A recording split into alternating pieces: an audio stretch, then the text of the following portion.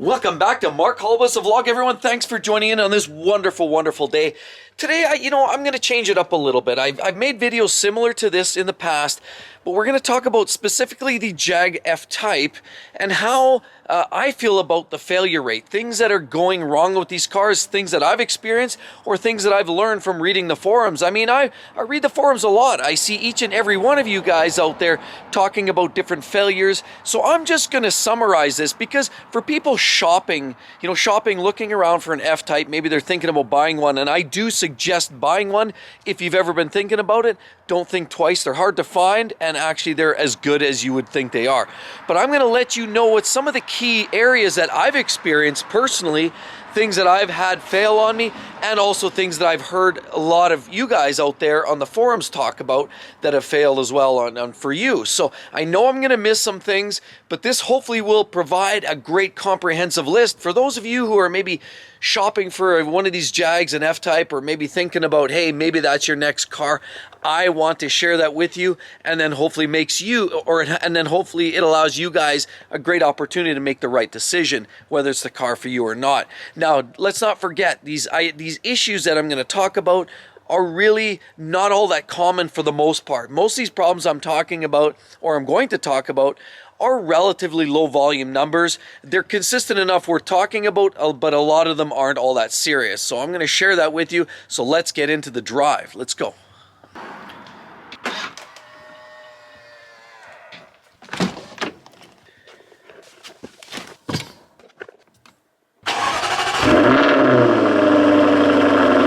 So first of all, before we dive into this, I have to tell you that I would absolutely buy the F Type again and again and again.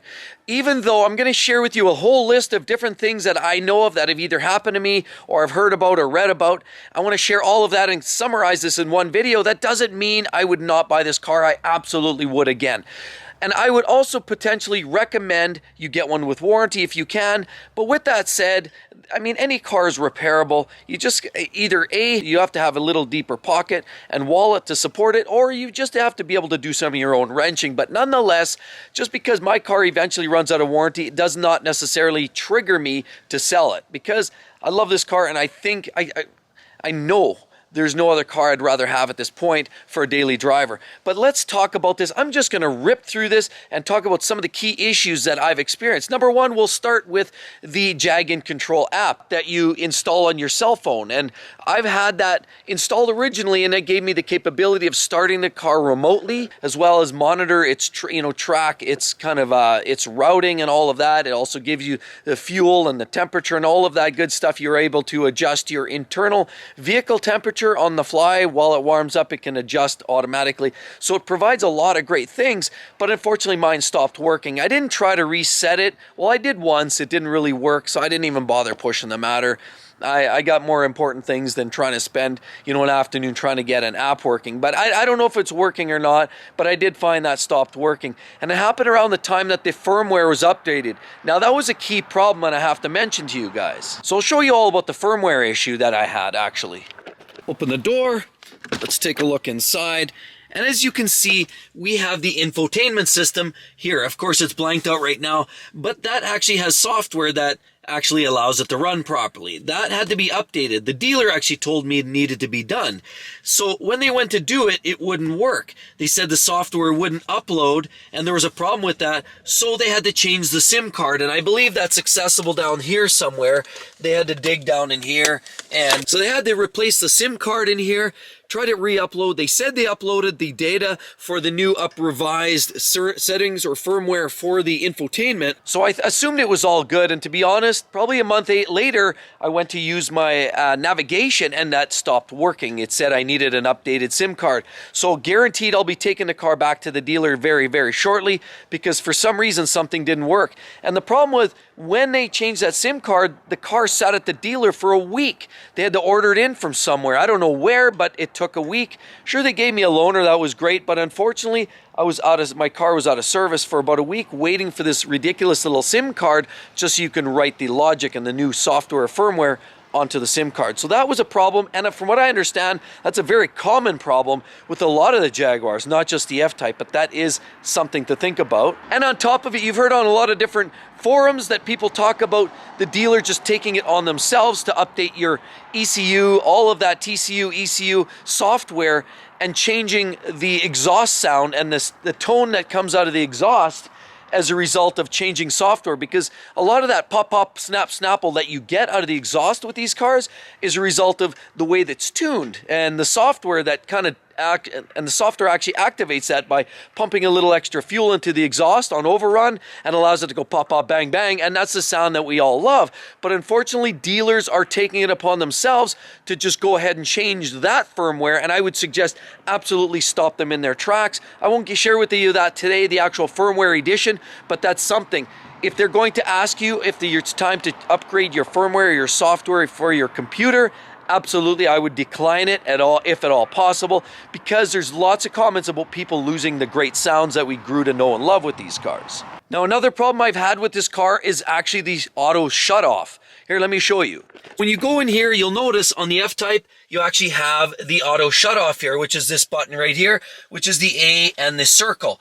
Now, I'll activate that, or I'll keep it activated, and unfortunately, the car never shuts off at a set of lights. And this has been going on for several months now, and not that I love that, because that's actually a feature that I'm not liking. I don't like that feature because stop, go, it's actually, there's no way that's good for your starter, your battery, or anything else. And I know you've got to run the car has to be full operating temp, you have to have traveled so many miles for it to even function, and you can't be below a certain temperature. But I mean, I've been driving the car all summer and for long trips, and then I pull up to a set of lights and it still does not work. Now, what I've been told is there's the battery power, so the battery's in the back essentially, but what I've been told by a lot of people on the forum is it's a low voltage on your battery. So essentially check your battery voltages, and you may need to replace it, because that's a sign that sometimes it senses too low a voltage, and then it may not activate that, knowing of course that a car may technically not restart if it's got a low battery. So that may be the problem. I haven't checked into it, but something to be aware of. Now, the roof can be another problem. Now, I've got the glass roof here. I love it. I personally love the glass roof because it allows you to give you the sunlight in here. You can close the sunshade. It gives you everything without actually having open air. So I personally like that. And if you've got the hardtop or the coupe without the glass roof, I'm hearing a lot of people where the fabric is falling down. So hot summer days, and actually what they're finding is some of that fabric, they come out to their car in the early afternoon or late afternoon after some sun baking into their car, and they find the fabric hanging down. Absolutely very, very disturbing.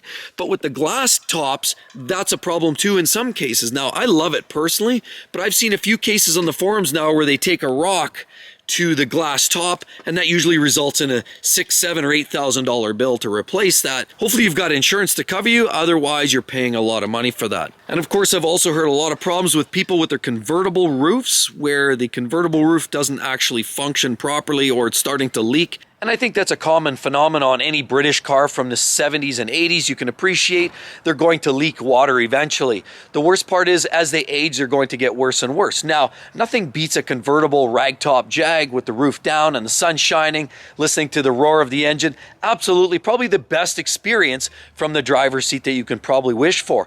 But there's those things where the roof stops working. I've heard of people on the forum where the roof gets hung up, doesn't work at all, or it just leaks a lot of water. Now, speaking of leaking water, I've actually had a little bit of water leak in here. Now, this is a hardtop coupe, of course, but I've actually had water leak somehow in here, and I'll wind up with water dripping down the speaker, and sometimes a little bit of water come down the door here.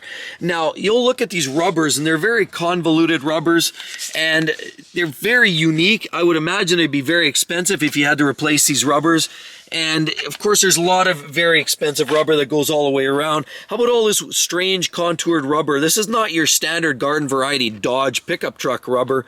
This stuff will start failing with age, and of course it's going to get very expensive. And I'm starting to experience a little bit of that minor leak coming down from the window. Now, it's either coming from here, or it's somewhere along here, or it's possibly in here. Wherever that is, I'm finding that you're starting to get a little bit of water ingress, not a lot, but it's something to be noteworthy of. Other wear and tear, of course, people are talking about this of course, this aluminum finish, more so on the driver's side, where I've seen people talk about, you know, holding the steering wheel and their thumb kind of rests here. Well, they're talking about some of this aluminum wearing off, and so this finish is kind of getting a little chafed, and people are talking about that being an issue, and that's on both the door handles as well as around the steering wheel. Stop-start button as well, too. Some of that's wearing out, I'm noticing, in some cars, some people talking about. And of course, you've got this beautiful piano gloss black.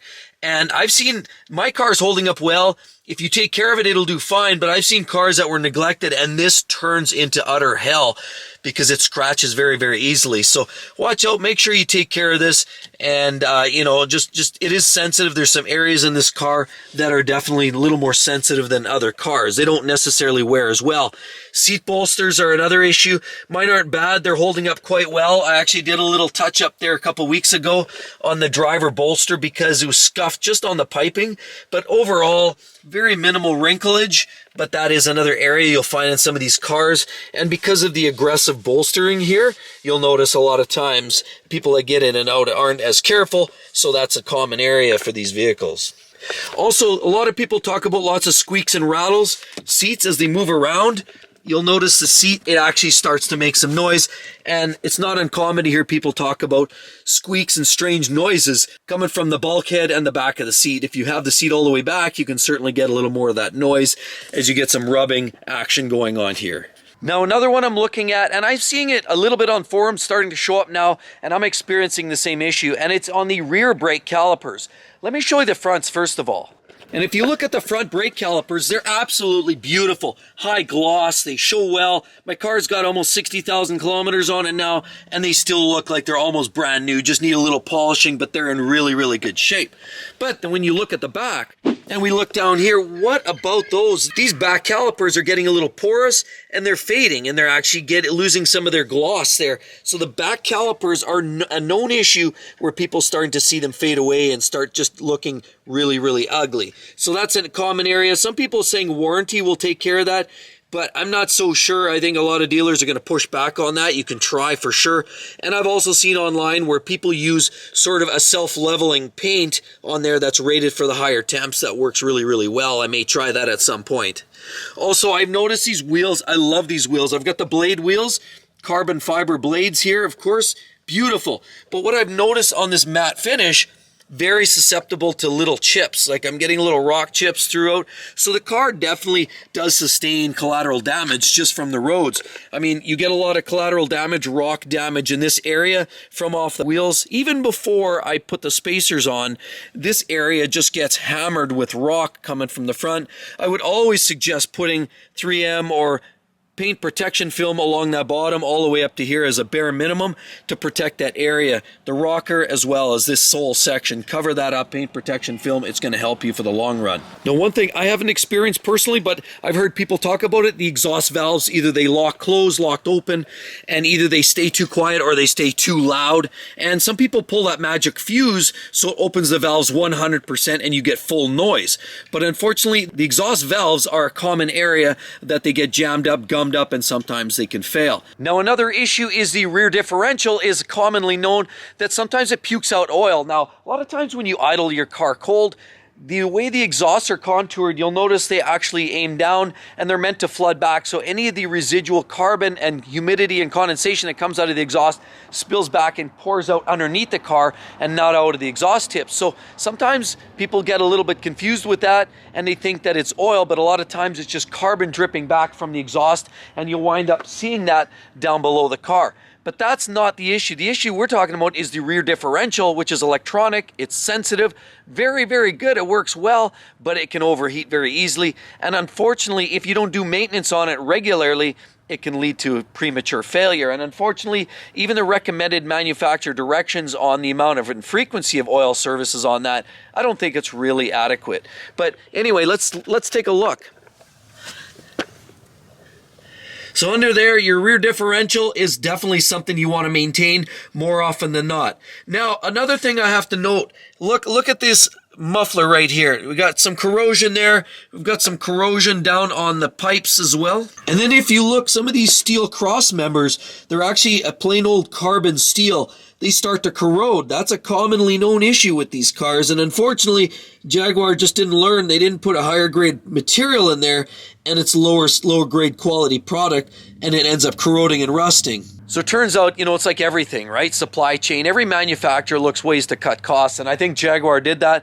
They bought that cross-member steel work from a lower grade supplier, and unfortunately, I think it's a bit of metallurgy going on there because there's a lot of aluminum in the car, grounding issues. Of course, we've got steel, and because that steel's from a lower grade supplier, you end up having a lot of corrosion and flaking on those steel cross members. Some people say they're getting the dealer to replace them under warranty, but again, all my personal experiences, the dealers have been good to work with as far as getting loaners and taking your car in. But the reality is, what I have not had a lot of good experience with per se is actually getting to the root of the problem. So I can't necessarily say that they'll replace those. I mean, you can try your dealer, and if you've got warranty, push the issue, absolutely. But let me show another issue I've had. Now you'll notice the brake pedal cluster right there. So I'm going to use my hand here, but listen up.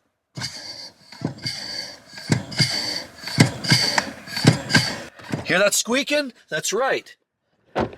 To me, that sounds like pedal bushings. I mean, I'm not necessarily a mechanic. I've worked on a lot of cars. I'm from an engineering background, and quite honestly, it's pretty clear to me that's pedal bushings.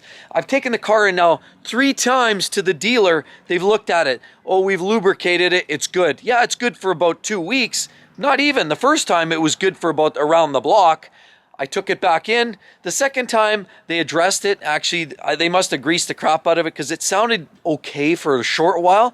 Don't really notice when it came back. But again, squeaky pedal bushings, something worth taking up with your dealer and get them to replace the whole pedal box. I've heard of that being a common issue that a lot of people deal with, not just myself. So it's more of an annoyance. It's not going to be a brake function issue, but it's definitely, you get behind the wheel of your new Jag and it's squeaking in the pedals. It's not really the way it should be, in my opinion, but that's just something to expect there. Now, another problem I've had, let me show you. I've actually tried to address it earlier on. I had somebody come over from Dynamo Windshields, and he did a great job. I had a small crack on my windshield, but unfortunately, I took another couple rocks since then. It seems like these windshields are very, very fragile, but let me show you. Let's take a look here on the windshield. As you can see, I've got a crack here, and I've got another crack here, as well as now I've got cracks going this way and another crack up there, and now I've got another crack that goes that way. If you look at it, there's a whole series of cracks around this car here on the windshield. I mean, it goes every which way. We've got splits here, splits there, a couple cracks. There's a lot of breaks there, but it seems like this windshield is very, very fragile. Now, the problem is because this windshield has, rain sensing, it has humidity sensing on it, it has a lot of different, part of these safety systems, all of the sensors are dialed into that windshield. It's not something that you can replace for $200 at your local windshield shop. Unfortunately, this glass costs you, what I understand is to be in that, $4,000 to $5,000 range, at least in the Canada side of the border. Sure, on the US side, you can find a lot more flexibility. Down there, seems to be a lot of the third-party suppliers are getting on the wagon with this type of, retrofit. But on Canada, it's all through the dealer, and the dealer charges you up the what. So that windshield is very fragile and very costly, and unfortunately, something to be prepared for. Definitely want to get glass coverage if you're buying an F-Type, because whether you've got the glass top on the roof or the windshield is going to cost you several $1,000s. If you had a collateral like a big rock and it took out, say, hypothetically, your windshield and the roof all at the same time, I mean, you could be dealing with a $12,000 bill or more. I mean, let's not even talk about the back glass. I haven't even priced that out, but say hypothetically something gets vandalized, or we're at a park here, and some kid knocks the baseball out of the field, and then all of a sudden takes this. I got the car parked here. Could you imagine you break in the rear windshield and the roof? I mean, just the 3 major glass sections on here, not even talking about the sides, that can cost you $20,000. The glass is very expensive in these cars, probably mainly because it's a relatively low production type of car. They don't make tons and tons of them, and you won't find them these windshield replacements down at Glassmasters. So another common thing, I'm sure you heard it everywhere. If you've been shopping at all, you do one search on issues with Jaguar F Type, I guarantee you've heard about this, and it's panel alignment. Now, for the most part, the panel gaps on these cars are really, really well done. I have no complaints. It's just the hood. And so looking at the hood, when it closes, it's a clamshell. So here you look fine, but as you start looking, you've got different gaps there than you do here. You'll notice it's a little tighter in there, and it kind of changes, and then sometimes this lines up. And then you go over here and look how tight the gap is here versus the middle. You know, it's tighter here. And then of course now you'll see it doesn't line up with this. It's pushed over more. And then you'll notice even here you have a misalignment looking at it from straight on. Now I'll tell you right now, my car has never been in a collision, never been in any serious abrupt activity. It's never been on the track, it's never been stressed, and yet we have these misalignments. This is a commonly known issue for the F Type. It's just one of those things you sort of get used to, but let me show you. I'll pop the hood.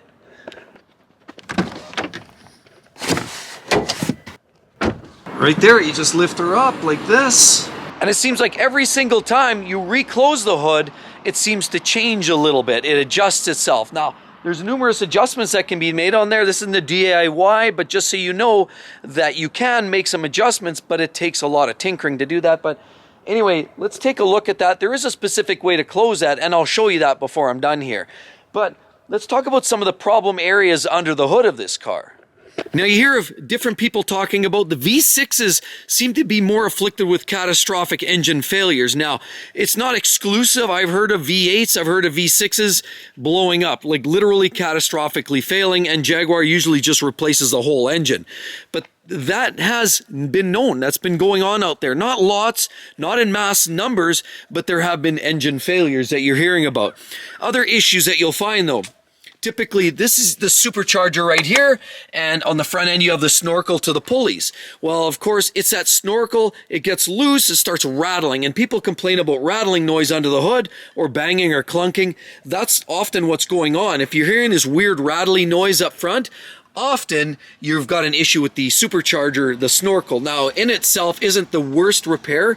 It's not ludicrously expensive, but it is something to be aware of. And again, it's the front end of the supercharger on the snorkel end of that. Other issues are fuel injectors. This is a direct injected engine, and they're high pressure fuel injectors, so they're costly. They're very costly, not only to buy, but also to replace them yourselves. So to do injectors, which is a common failure on these, it's going to cost you some money. Oxygen sensors are a high probability of failing. There's lots of them in this car, sensing to make sure you've got the fuel mixture, everything dialed right in, and it's a common known issue that you're going to have oxygen sensor replacements at some point. Also, I've heard of issues with coolant. Of course, we've got the expansion tank. I've seen numerous people talking about, bubbling around here. Often, if you get coolant issues possibly leaking in this area, or you seeing residual white powdery material sitting around in the lower areas or around the lip, often it's this tank or even this cap, this expansion tank often is the culprit. So coolant leaks happen on this car, not super prevalent, but it is something to be aware of. And then we look right here. How about the battery? So here is a great place. You've got to charge your battery. This is where you plug in. Of course, you can put your charger right here and keep it fully charged, because these cars are also very susceptible to heavy battery drain. If you don't drive the car for 3 or 4 weeks, almost guaranteed your battery is at the verge of death, or not completely. It could be totally wiped out. So always want to keep the car charged or drive it very regularly if at all possible. So a little tip, I'll show you the proper way to close the hood to minimize the amount of shifting and twisting that you get in the hood. Here, take note. Good. Thanks. Is that a Jaguar? Yeah, you betcha, F-Type. And then there's a few quality control related issues. I'll just show you a few things that I've experienced personally. Wintertime, if you've seen my other video, then you know for sure this gets bunged up with ice pretty easily. I parked this car on the driveway there a couple winters ago, and what you wind up with, this ice is over very easily down here. So of course, if you see, it's a very tight seal down here as well as up here. What you end up happening is, see, as you pull the door handle, it normally drops this first. See? It drops the window. but it won't allow that window to drop when it's iced over in the wintertime. So you find yourself having to almost force the door open, which causes a lot of strain on the glass and the seals, and that can potentially break stuff. So it's something that is common. I had this happen so many times that winter, was things freeze up at those seals, and then you have a bugger of a time getting into the car without feeling like you're going to break something. Once you warm the car up and it kind of thaws from the inside out, then you're usually okay and it kind of settles out and everything melts just the way it should. But that's an issue that I've noticed, particularly in winter driving. Another thing is looking down here, look at the gaps right here in this plastic, right? You have this, it should fit tighter and it should technically snap together, but you have these issues with plastic and the fitment. Now, again, never been any collisions, but this is just a common issue and I've seen a lot of people talk about it. Same problem over here. It's plastic, it's molded, and if it doesn't snap together very tightly, you're going to have those sorts of things go on. So lots of little quality control knickknacks like that you'll find. And the longer you own these cars, you'll find more of those little nickel and dime, you know, not that it's going to shut the car down, not that it's a serious annoyance, but that just some things you're just going to have to you feel like you're going to have to live with, because to fix some of these things, it's going to be extremely costly or going to be very, very difficult to make it exactly the way you'd like it. Now, generally as a whole, you know, Jaguar had to step up and put all-wheel drive in these cars because the older cars were eating tires like they were going out of style. So, you know, rear tire wear was a major issue with a lot of these cars too for the earlier generations. But generally as a rule, I'm going to say these cars are quite reliable for, you know, what we'd consider a Jaguar or a British sports car.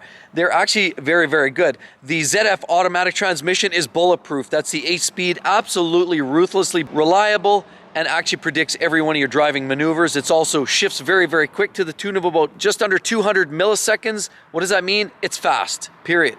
Also, the engines are very, very well made. They generally hold up quite well. Just make sure you do your oil services and keep all your fluids in good shape. And of course, with that said, these cars generally don't use a lot of oil. I haven't really experienced any oil consumption. Now, the car doesn't have a lot of miles on it yet, but from what I can see is they do very, very well. So really, most of the stuff with these cars are a result of lower production number cars, maybe some quality R&D stuff, maybe not quite worked out. And of course, the nickel and dime, plastics, fittings, and materials like that are related to some of the issues that we're finding. Otherwise, these cars are absolutely beautiful, breathtaking, and very little I would ever change anything about it. I love the F Type, and I would absolutely buy another one. So hey everyone out there, if I've missed anything, and I know I have, please be sure to drop it in the comments section below. I'd love to hear it on problem areas like chronic issues with the F Type, problems that, you know, can cost you a lot of money or mediocre amount of money, but problem areas that are relatively well known and others that maybe not as much. Drop a line, love to hear it, and I hope to see you guys on the next one. Catch you real soon. Bye-bye.